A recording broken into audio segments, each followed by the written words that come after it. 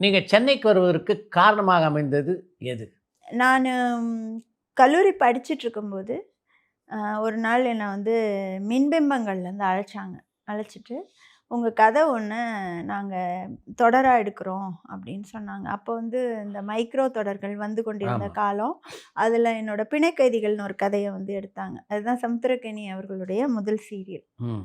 அவர் direct பண்ணது. அவரு direct பண்ணது. அப்புறம் அத பத்தி ஒரு இந்த எஸ்ஐடி காலேஜ்ல ஒரு கலந்துரையாடல் வச்சிருந்தாங்க. அப்ப ம். என்ன கூப்ட்டுருந்தாங்க. அப்போ அதுக்கும் வந்தேன். அதுக்கப்புறம் எனக்கு தொடர்பே இல்லாம இருந்தது.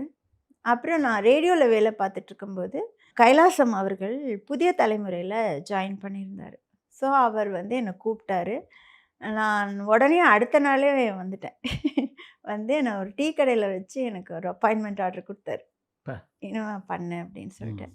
அவர் முதல் முதல்ல என்ன எக்ஸிக்யூட்டிவ் ப்ரொடியூசர் ஆக்கி, ரௌத்ரம் பழகுன ஒரு பொலிட்டிக்கல் நிகழ்ச்சிய குடுத்தாரு. அதுல எல்லாமே பெண்கள் தான். ஜென்னி, இளமதி எல்லாருமே இருப்போம். என்ன ஆச்சரியம்னா, ஒரு தொலைக்காட்சி தொடரோ, ஒரு மீடியாலயோ, பொதுவா பெண்கள் வந்து இயங்கும்போது, அவங்களுக்கு இந்த சமையல் பகுதி, வீட்டு குறிப்புகள் இதெல்லாம் குடுப்பாங்க. கரெக்ட். ஆனா, முதல் முதலா ஒரு அரசியல் நிகழ்ச்சிய வந்து குடுத்தாரு. நாங்களும் எங்க உயிரெல்லாம் போட்டு அத வந்து பண்ணோம். அந்த டீம் ஒர்க் அப்படி அதுக்காக தான் நான் சென்னை வந்தேன். பொருளாதாரம் தேவைகள் இருந்தது. அப்போ ஒரு வேலை வந்து அது ஈடு செய்ற மாரி வரும்பொழுது, அதற்காக வந்தேன். அவரு அந்த தொலைக்காட்சிய விட்டு போகும் வரைக்கும், அவரு இறக்கும் வரைக்கும் அவர் கூட தான் இருந்தேன். ஓ! அதுக்கப்புறம் எனக்கு என்ன பண்ணேன்னு தெரியல. நான் அப்படியே இருக்கும்போது ஒரு நாளு மீரா கதிரவன் ஃபோன் பண்றாரு. நான் ஒரு படம் எடுக்கிறேன் விழித்திருன்னு. அதில ஒரு ஆர்ஜே பத்தி ஒரு போர்ஷன் இருக்கு. அதுக்கு ஸ்கிரிப்ட்டுக்கு நீங்க கொஞ்சம் எனக்கு கூட டிஸ்கஷன்லாம் வாங்கனாரு. அப்புறம் அப்படி போனது தான் சினிமா.